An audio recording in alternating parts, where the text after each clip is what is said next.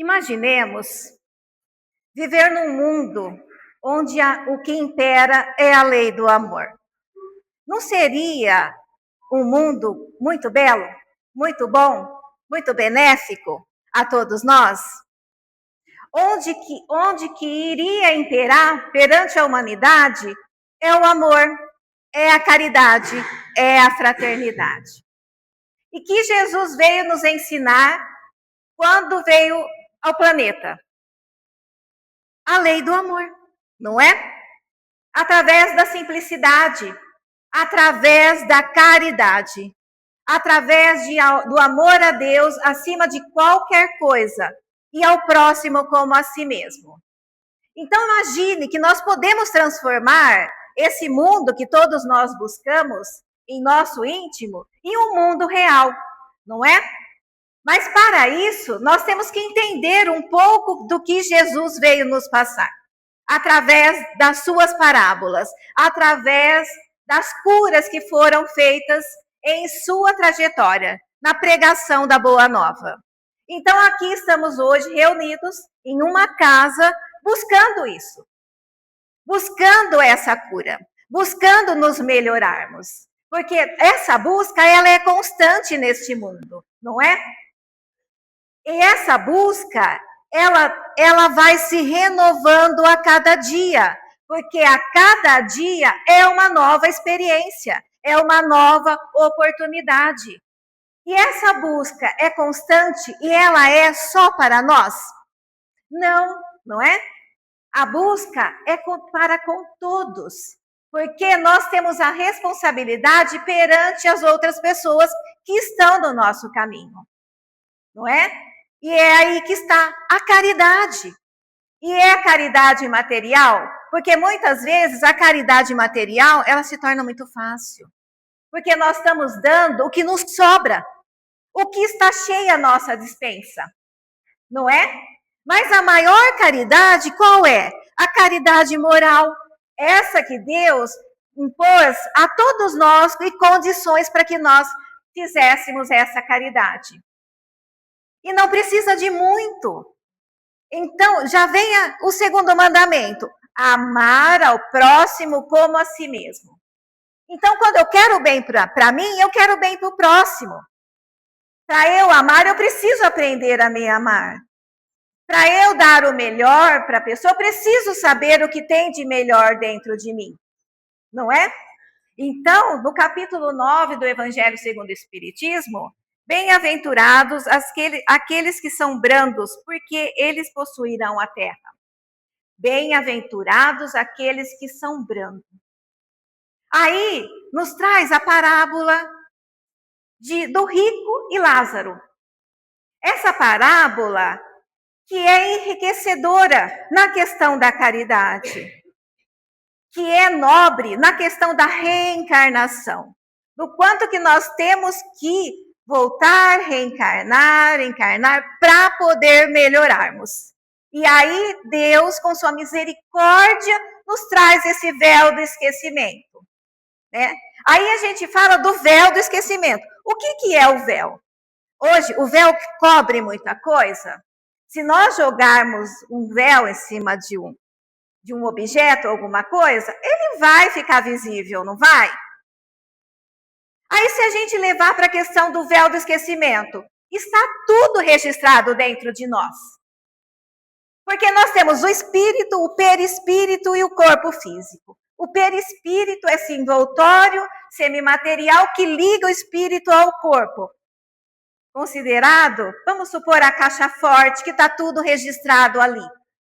E nós temos condições de acessar o que está ali? Temos sim. Porque à medida que vamos evoluindo, nós vamos acessando essas memórias. Nós vamos vendo que nós vamos transformando, não é? E a necessidade se torna constante de nós sempre buscarmos melhorarmos a cada dia mais. E quando a gente busca essa melhora, a gente busca arrastar as outras pessoas, né? A gente busca trazer as outras pessoas. Se eu conheci essa bênção, esse bálsamo, eu quero também levar esse bálsamo para outras pessoas. Porque aí nós vamos nos compadecer da dor do outro. Nós vamos olhar para o outro com o olhar de Jesus. Não que nós consigamos fazer como Jesus fez. Ainda estamos despreparados para isso. Mas Jesus nos disse que poderíamos fazer igual ou até melhor. Mas para isso precisamos evoluir. Para isso precisamos de prática. Para isso precisamos sair do egoísmo, deixar o orgulho, deixar a vaidade e entregar-se à humildade. Entregar-se a esse trabalho para conosco e para com o outro. Porque necessitamos disso. E trazendo essa parábola, que está em Lucas 16, capítulo 16, 19 a 31, diz o seguinte: Ora, havia um homem rico e vestia-se de púrpura e de linho finíssimo, e vivia todos os dias regalada esplendidamente. Havia também um certo mendigo, chamado Lázaro, que jazia cheio de chagas à porta daquele, e desejava alimentar-se com as migalhas que caíam da mesa do rico, e os próprios cães vinham lamber-lhes as chagas. E aconteceu que o mendigo morreu e foi levado pelos anjos para o seio de Abraão. E morreu também o rico e foi sepultado. E no inferno ergueu os olhos, estando em tormentos, e viu ao longe Abraão e Lázaro no seu seio. E clamando disse: Pai Abraão, tem misericórdia de mim e manda a Lázaro que molhe na água a ponta do seu dedo e me refresque a língua, porque estou atormentado nesta chama. Disse, porém, Abraão: Filho, lembra-te de que recebestes os teus bens em tua vida, e Lázaro somente males. E agora este é consolado e tu atormentado. E além de tudo isto, está posto um grande abismo entre nós e vós, de sorte que os que quisessem passar daqui para vós não poderiam, nem tampouco os de lá para cá. E disse ele: Rogo-te, pois, ó Pai, que o mandes à casa de meu pai, pois tenho 5 irmãos, para que lhes dê testemunho, a fim de que não venham também para este lugar de tormento. Disse-lhe Abraão: Tem Moisés e os profetas, ouçam-nos.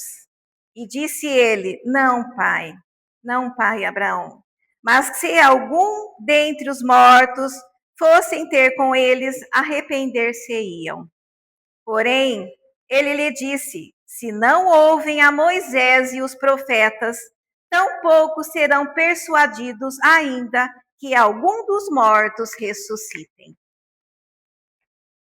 O que Lázaro buscava? As migalhas, né? As migalhas da mesa de um rico.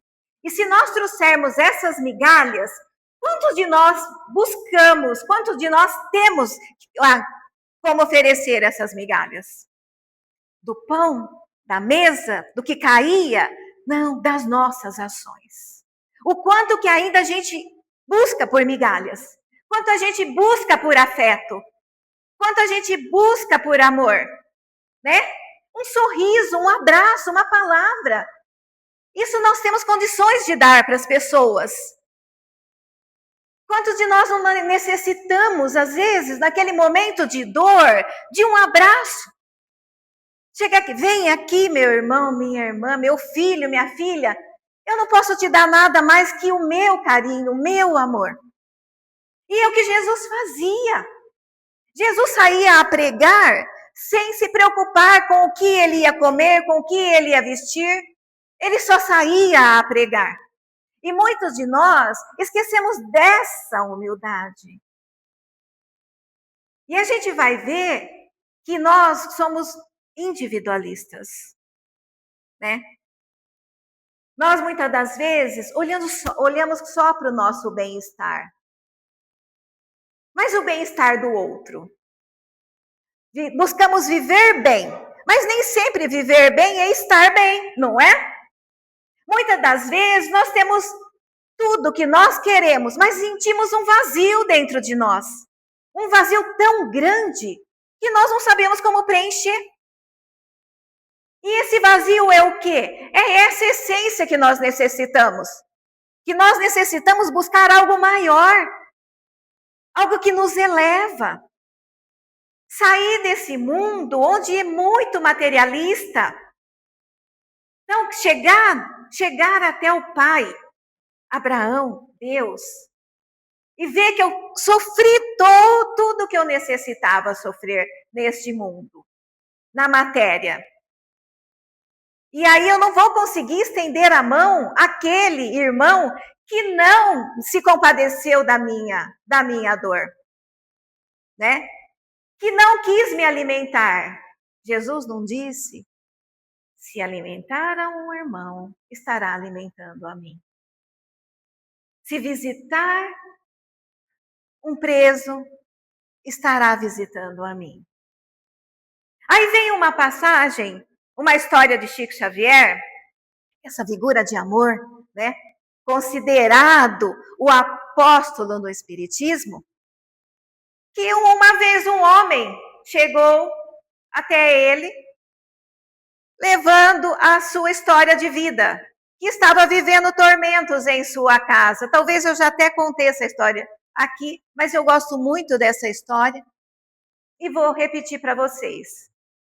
E ele foi até Chico buscar esse consolo, porque a questão, ele estava com problema com os filhos, problema com a esposa, aí, consequentemente, esse problema vai se expandindo para todo lugar. Ele foi até Chico e disse que precisava de algumas palavras para como que ele trabalharia aquela situação em seu lar. Chico disse a ele: meu filho, tem um presídio perto da sua casa? Ele ficou assim, meio que sem entender. Disse: tem. Pois bem, durante 3 meses, visite esse presídio. Veja no que você pode ser útil lá. Ele não gostou muito da ideia, mas acatou, né? Porque a gente é assim. A gente busca ajuda e às vezes a gente pede para que nós mudamos os nossos hábitos, a gente já fica meio assim, né? Porque é difícil essas mudanças de hábitos. E até que ele resolveu ir. E quando ele foi, ele já começou a ver as necessidades, um irmão que precisava curar as feridas, outro que estavam sem produtos de higiene, né? O básico. Então ele começou a buscar, ele começou a atender essas pessoas. E lá dentro ele começou a fazer amigos. E aí ele buscava, ele conversava, ele atendia as necessidades de cada um. Passaram-se mais de 3 meses. E ele se esqueceu, havia se esquecido que ele tinha esse período para voltar até Chico. Até que ele voltou. Chico já logo chamou pelo nome, né? Porque quantas pessoas Chico atendia, mas ele sabia de todas que passavam por ele, né? E falou: meu filho, e aí, você visitou o presídio? E ele todo empolgado: seu Chico, visitei, por fim fiz amigos lá, atendi a várias pessoas, né? E sim, fiquei muito feliz com esse trabalho. Pois bem, como está a situação em sua casa? Ele: poxa, eu nem tinha me dado conta. Mas meus filhos não estão me dando mais problemas, minha esposa está mais amável comigo, né? E aí vem a moral da história. Quando a gente começa a se dedicar para com o próximo, a gente começa a levar esse consolo, tudo ao nosso redor começa a mudar. Começa a se tornar mais ameno. Começa a reverberar essa energia de amor, de humildade, de caridade. Não é? E a gente vai deixando de lado esses problemas. Então, é o trabalho no bem, é o trabalho para com o próximo, não é? E quando a gente olha para o próximo e vê a necessidade dele, e olha para dentro de nós e vê que nós também temos necessidades, a gente começa a olhar nem com, não é com a empatia, mas com a compaixão. Eu me compadeço da situação do meu irmão, porque eu também tenho as minhas dores. E todas essas dores estão conosco porque é uma ferramenta para nós evoluirmos, para nós transformarmos. Então é muito gratificante quando a gente chega a um determinado ponto de nossa vida e vê que o quanto nós já melhoramos, o quanto nós não somos mais indiferentes para com a dor do outro. O quanto nós necessitamos estender a mão, né? Olhar com amor. E isso sem distinção de classe, de religião, de nada. Porque para Deus somos todos iguais.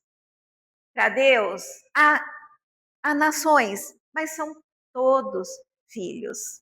São todos sua criação. Então, é o homem ajudando o homem, né? Então, nós temos essa possibilidade. Nós temos a possibilidade de ajudar um ao outro. Aí vem obediência e resignação, no item 8. A doutrina de Jesus ensina em toda parte a obediência e a resignação, duas virtudes companheiras da doçura, muito ativas, embora os homens as confundam erradamente com a negação do sentimento e da vontade. A obediência é o consentimento da razão. A resignação é o consentimento do coração. Lindo, né? Então, é a resignação. O quanto Jesus foi resignado? O quanto Jesus foi obediente e nos ensinou a ser obediente para com o Pai. Eu obedeço às ordens de meu Pai. Eu vou estar resignado com tudo. E Jesus foi perseguido, não é? Até teve uma pessoa que me disse um dia, e eu levei até na brincadeira, ele falou assim, Tânia, Jesus bem que poderia voltar na Terra e organizar tudo isso. Né? Eu falei, para quê? Para nós crucificá-lo novamente? Não é? Para nós crucificá-lo? Porque pode acontecer isso de novo, nós já melhoramos. E outra coisa, Jesus não saiu do planeta. Ele é o governador do orbe. Ele está constantemente conosco. É nós que não estamos constantemente com ele, não é? Então Jesus não precisa se materializar para nós, porque nós nem conseguiríamos olhar para Jesus com a sua imensa luz. Nos cegaria, não é? E quantas vezes Jesus já não bateu a nossa porta? Quantas vezes Jesus já não foi até nós de uma determinada forma? E olha, a gente vive isso. Porque pensa que nós estamos aqui falando, e olha, é o nós que mais necessitamos dos recadinhos de Deus, dos recadinhos de Jesus. Domingo, porque mulher, quando ela fica meio irritada, ela se torna muito chata, não é? A gente tem que admitir, não é? E às vezes nossos maridos são os pacificadores. A gente quer brigar, mas eles não querem. Eles deixam a gente falando sozinha, né? Sai e vai lá dar uma voltinha. Pois bem, aconteceu mais ou menos isso comigo. a gente vai se contendo, né? Porque a gente lembra das passagens, a gente lembra do evangelho. Peraí, não posso falar. Então, mas deixa eu segurar um pouquinho, mas a gente espessa de algumas faísquinhas. E aí ele saiu. Quando ele voltou assim, com a pessoa, era uma testemunha de Jeová. E como eu tenho uma amiga que é testemunha de Jeová, eu adoro conversar com ela sobre a Bíblia. Então, a gente vai trocando figurinhas, como a gente diz. Olha o que me deram. Eu acho que é bom a gente ler. 12 passos para uma família feliz. Olhei assim e falei, nossa. Deus já agiu, né? Foi rápido demais. Mas já veio a resposta. Pois no outro dia acordei de manhã, fui ler os 12 passos. E adorei, porque aquilo foi o puxão de orelha, não é?